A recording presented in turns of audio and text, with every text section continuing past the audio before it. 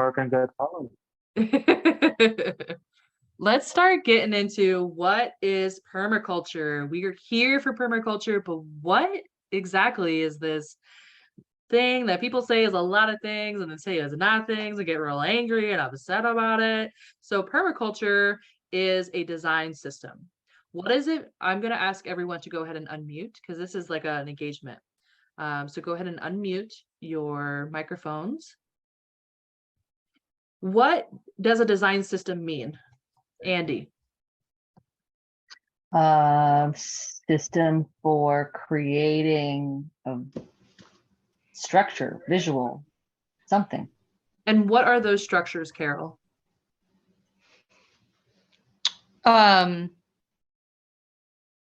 Gardens or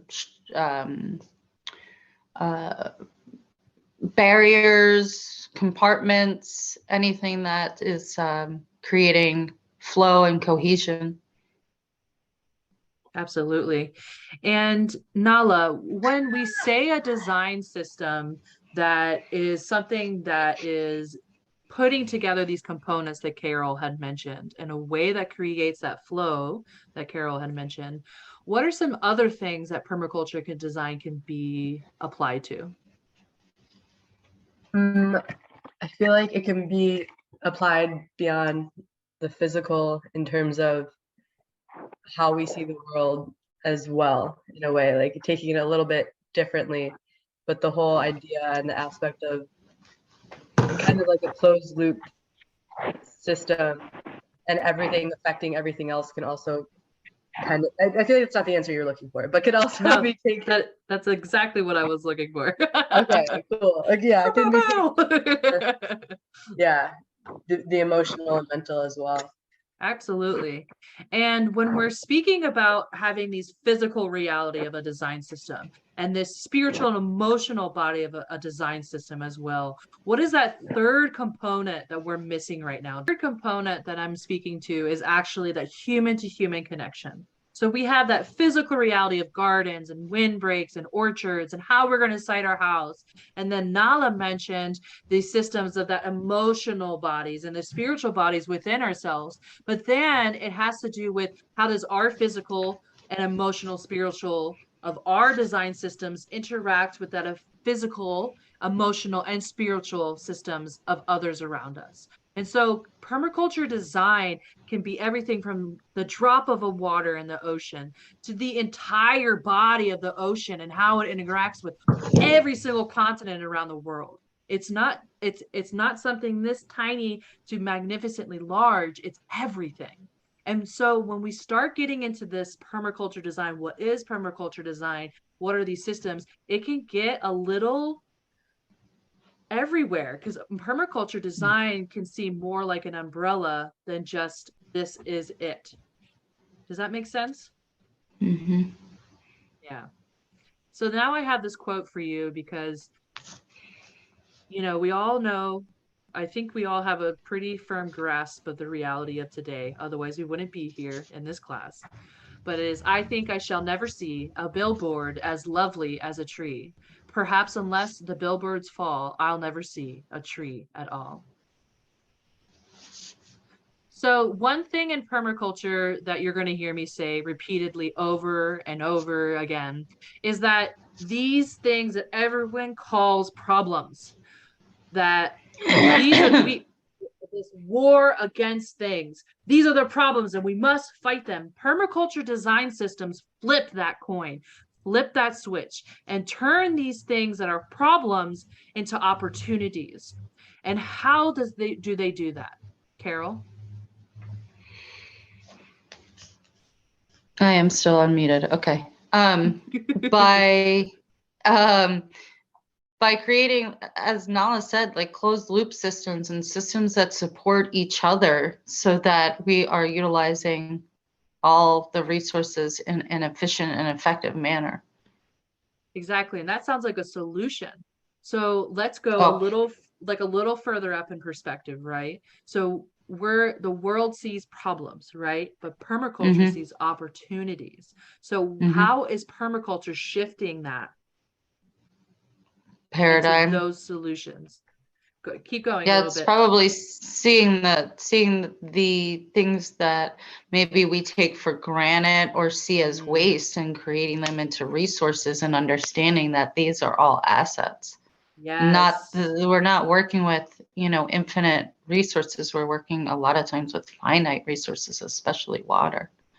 Yes. And I want to broaden on that a little bit more of what Carol just said, because a lot of times when we see things as problems, when it's us against it or it against us, and we have to fight, we can get really closed in and just see that problem and get smaller and smaller and smaller. And then all that we see is the problem, but we don't see everything else around it. And so when we flip that perspective, we flip that switch and we see peak oil as an opportunity instead of a problem, we're seeing, okay, well, we're going to reach peak oil, and that's going to push us to what?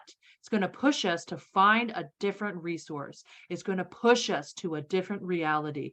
And why did we get to peak oil? And how did we get to peak oil? And I'm curious because I'm not fighting against peak oil and all of the people who are pushing us to peak oil faster and faster and faster and bad them. It's more, okay, we're in this together and we're going to reach peak oil.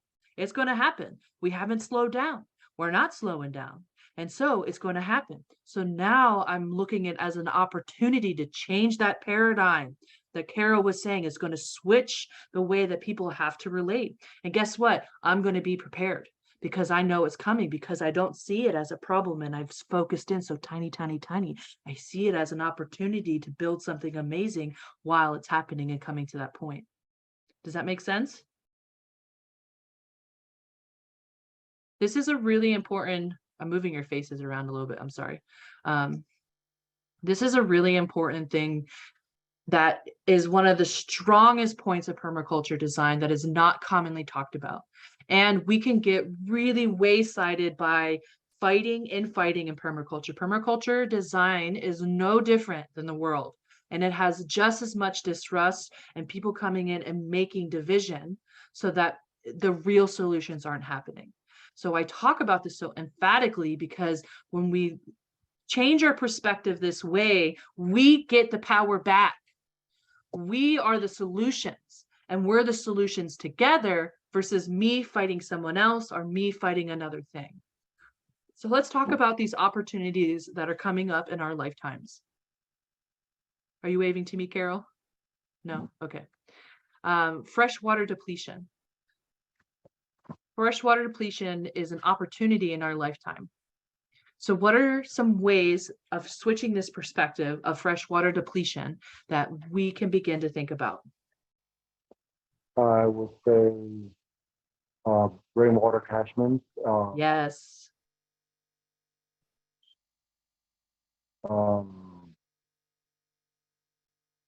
Andy, what do you, go ahead, David. Reusing rainwater also.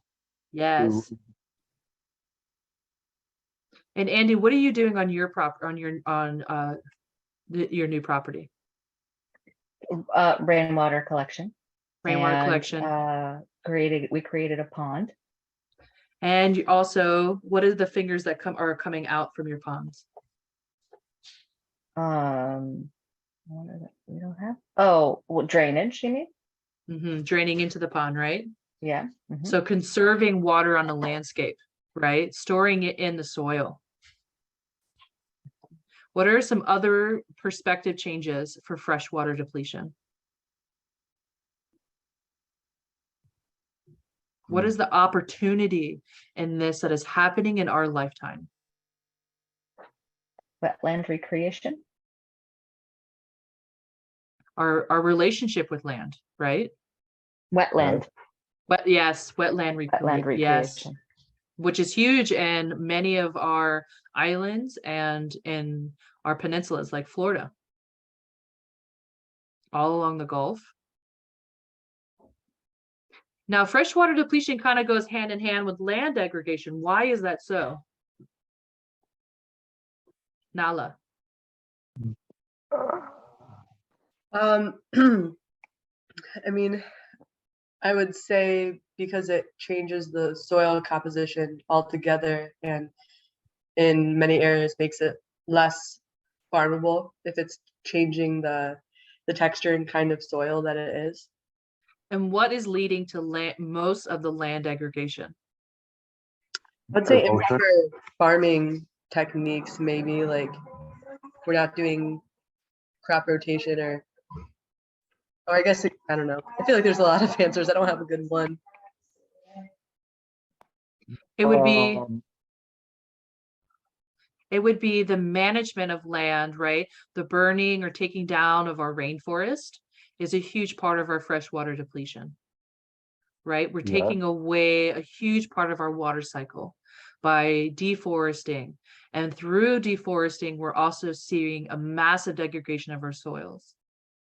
Our soils, which is managed by plants, is what gives us our fresh water. mhm. Now, what is happening through that process of we're losing our fresh water because we're creating land degradation? And then in return, what's the next thing on the list, Carol?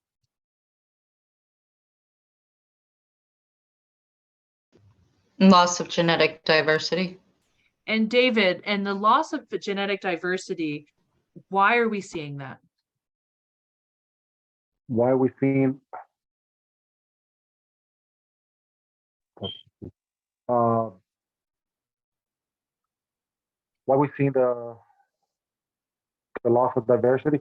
Mhm. Well, like you said, by deforesting, uh, you are pushing away the ecosystem. So these animals have to move from one area that they are used to a new area, and basically they're invading other species, or other species or other clans spaces. Exactly. So And we're seeing that genetic diversity because of the two ones previously, land degradation, which is also creating freshwater depletion. Now, growth and development economics was also mentioned.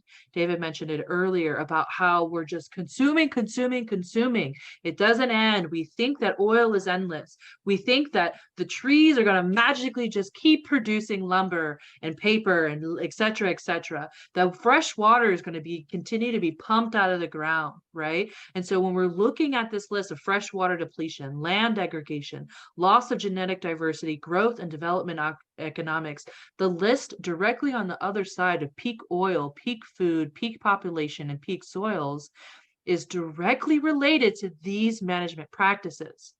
And that shift of looking at these things as problems to opportunities is that we know that solutions exist for all of this, and we can do it right now.